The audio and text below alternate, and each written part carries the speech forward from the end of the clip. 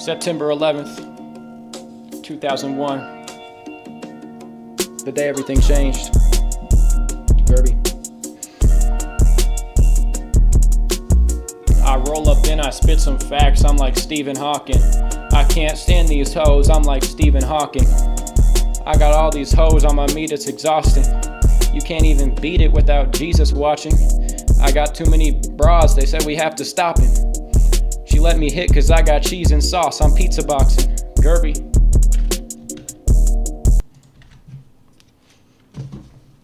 Oh, dude, these bars just be going over people's heads. I don't know what's wrong with me recently. I've just been coming up with the most ludicrous lines going throughout my day. The hardest bars, I'll just be sitting in the shower, have these eureka moments. I'm just like, oh my gosh, my African American ancestry they're speaking through me, dude. And sometimes it feels like I'm wasting them. In the beginning of these incel-ass videos, I mean, dude. People say you should make a mixtape. I don't think I have the voice for it. I'm far too Caucasoid. You know, there are white rappers, but they're like, I don't know, I can't think of any blonde ones. You know what I mean? Because Eminem died it. Can't think of any blondes just showing up on the beat, laying it down fat. But these bars, I've just been coming up with them. It's like the spirit of Kindic Malar is coming onto me. Yeah, but anyway, if there are any famous rappers, send me an email, dude. I will be a ghostwriter. That's what I'll do. For a premium, I will give you some crazy bars. Won't take credit for them. Because I should be getting paid for this shit. I don't even say the good ones in the beginning of these because, you know, I'm just sitting, I'm harboring them like a dragon on top of his pile of gold. Okay. There are many things that people point to for the causes of atomization, social decay, the decline in social capital, breakdown in community. Something I've been seeing a lot recently. It's not a totally novel idea, but it has to do with infrastructure. And this is kind of like a very mainstream, acceptable, you know what I mean? Not very, you know, people on the left, the center, they really, you know, it's not that controversial. This idea of infrastructure. Places are not walkable. We are entirely too car dependent. And this is not conducive to community, to healthy social circles. And it naturally follows. It makes sense, right? Because when you're walking around, it has to do with proximity. It makes sense why things would become atomized if they're all segmented. You have to drive everywhere. It sort of privatizes social interaction, makes things way more deliberate. That's the reason why. But here's the thing. There's a tendency to dump the whole issue, the whole cause, onto something like this that is a little bit dishonest, a little bit overzealous to put it all on that. When you really interrogate the problem of the breakdown of community, you will come to the conclusion that many sociologists do, which is that family is the prototype for all community. And this is something a lot of these types would not want to yield, because the formation of family would necessarily require a great deal of individual sacrifice of our personal liberty, autonomy, freedom, especially on the part of women. But if these families aren't being formed, communities cannot be created or maintained. So that's just the real deal. That's just the way the cookie crumbles, and I have to say it like that, my baby. Doesn't mean this is not a factor though. But we know it's not the main factor because we have controls. Places in Europe and East Asia face similar social decay while having a wide variety of, they're much more walkable than America. This is kind of a uniquely North American problem. So I'll talk about it. I'm just going to read some excerpts from Bowling Alone because it's said better than I could, especially off the top of my head. So here we go. Let's see here. Living in a major metropolitan agglomeration somehow weakens civic engagement and social capital. More and more Americans live in precisely such settings. At least until recently, however, urbanization appears to have had no deleterious effect on our civic involvement. In fact, Americans were moving into the city in great numbers throughout the first two-thirds of the 20th century. All the while, that civic engagement was high and rising. Could disengagement perhaps be linked not to urbanization but suburbanization? Suburbanization meant greater separation of workplace and residence, etc. Black guys. See here. Rather than at the grocery store or Five and Dime on Main Street, where faces were familiar, today's suburbanites shop in large impersonal malls. That's a good little thing. I'm trying to skim through here, find the juicy bits that apply specifically to this. Because there's just a lot of numbers in this, John, that... It is difficult to overstate the symbiosis between the automobile and the suburb. We went from a society of 1 car per household in 1969 to nearly 2 cars per household in 1995. Even though the size of the average household was shrinking over this period, one inevitable consequence of how we have come to organize our lives spatially is that we spend measurably more of every day shuttling alone in metal boxes among the vertices of our private triangles. Spending more and more time in the car. The car and the commute, however, are demonstrably bad for community life. In round numbers, the evidence suggests that each additional 10 minutes in daily commuting time cuts involvement in community affairs by 10%. Sheesh. So, that's mostly the scoop. There you go. There you have it. There is solid sociological evidence proving that when these people talk about walkability, when they talk about car dependency, they are spitting. There is something to it. It's not all just some Marxist ploy to, they want to take away our cars. I do think that is a little bit of a false dialectic, kind of a pea-brained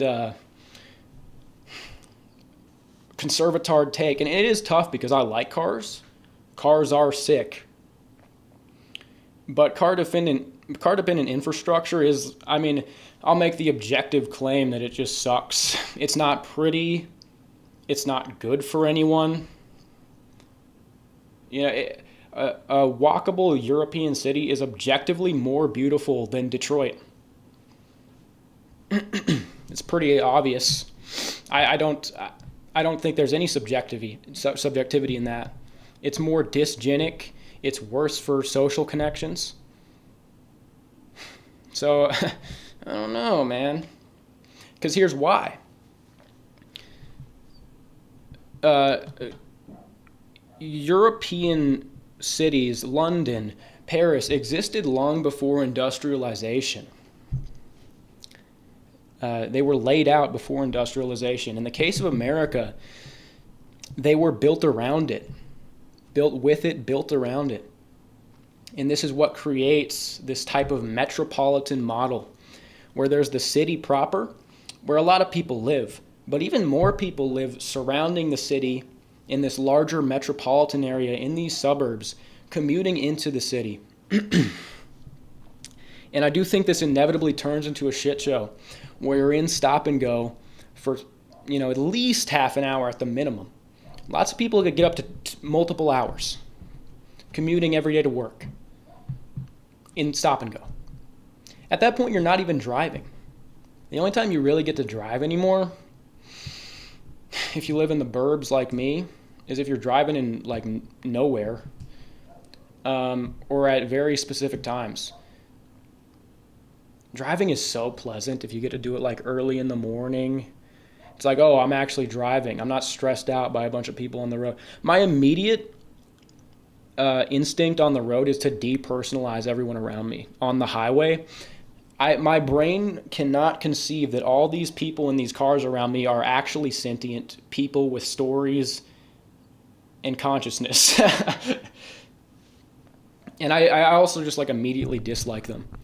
I'm like, oh, look at this fucking jackass in his BMW. Probably can't even afford it.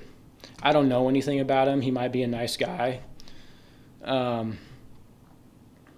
Probably in debt. Look at him. But that's just what it is.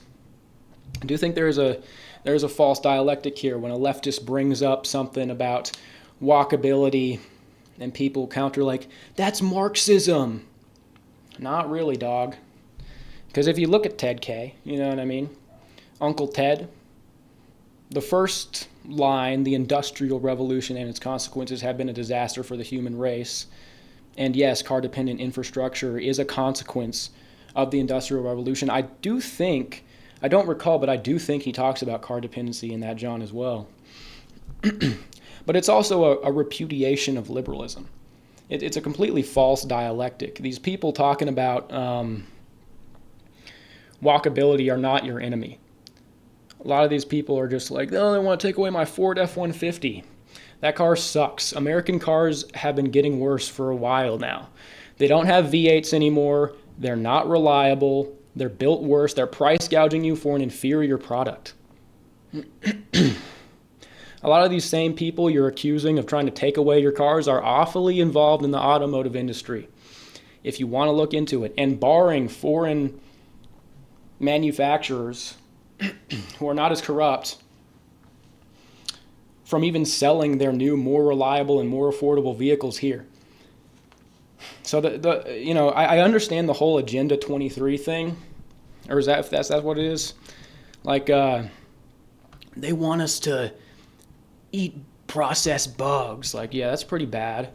They want us all living in little apartment pods. Yeah, we can't own anything. Yeah, it's all bad. The city, they're all just gonna have us in cities that we can walk around in. It's like, I feel like you just, all the other stuff is like dystopian, completely unprecedented. But what have we been doing that for fucking ever? Walking around, oh, God forbid your children can walk to school, right? God forbid you can walk to the market. Get real, dog. It's a totally false thing going on there. What really the course of this is happening, the whole infrastructure is not going to change. It is car dependent. They're not going to have, move everybody into cities. I don't think that's possible. You are probably not going to be able to actually own a car. They're already declining in quality in North America. They're going to be all electric. You're probably going to have to pay for your little charging station and just go in debt leasing these electric cuckmobiles to commute 90 minutes to your job in the city like a good little cuck. The people fighting for walkability are not your enemies. When I'm on the highway, when I'm able to escape my Zoomer mind and I look around, it is disgusting. It is a depressing sight. All these people around you, it's all gray, there's no trees. And look at the buildings around it that it produces. These are connected. I live in the suburbs and it's just I hate the suburbs so much. I can't use my legs to walk anywhere. I can walk around my little neighborhood with, if I want to walk my dog or just go on a walk, but I can't actually walk to a destination anywhere. I can't go get food. I can't go get groceries. I can't go see a friend. I have to drive far to do any of this shit.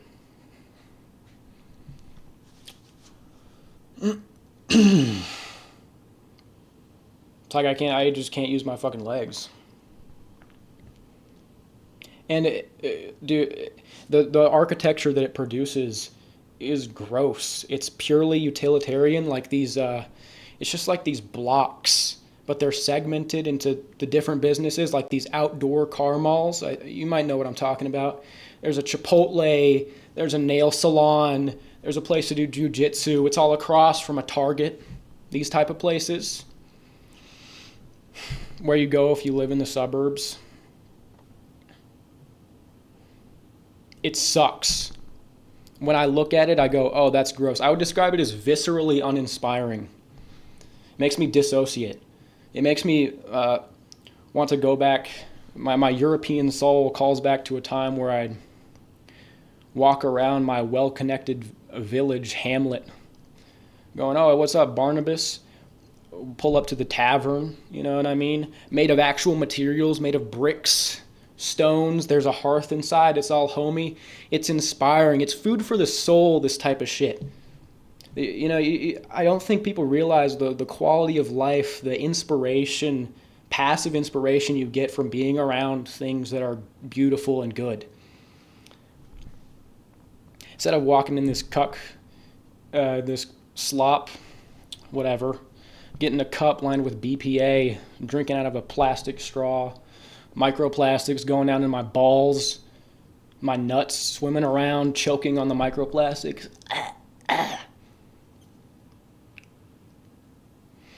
Instead of going into that tavern, man, made of stones, getting a real glass of ale. Tell the well-be-titted serving maid to bring me some mutton, you feel me? Am I spitting? Tell me if I'm spitting. I feel like, comment, this black man is spitting, if you think so. Because I think I am.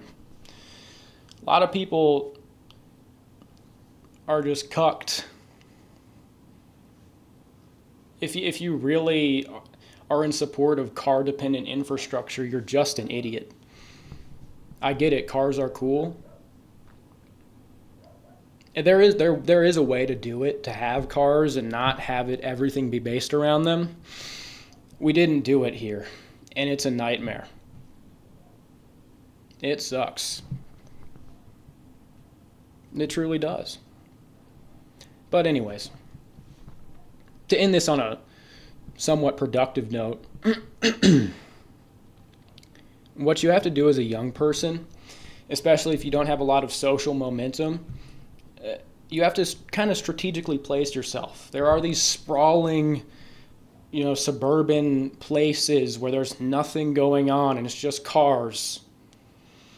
There's no actual culture or community in a lot of these places anymore. So you have to put yourself, there does seem to be a very striking correlation.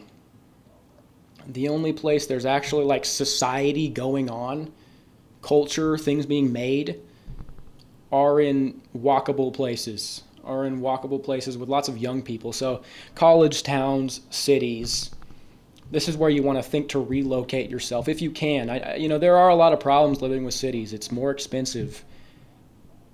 All this stuff. I'm not saying it's easy to just uproot and go, but something to think about. Let's see if I have anything else.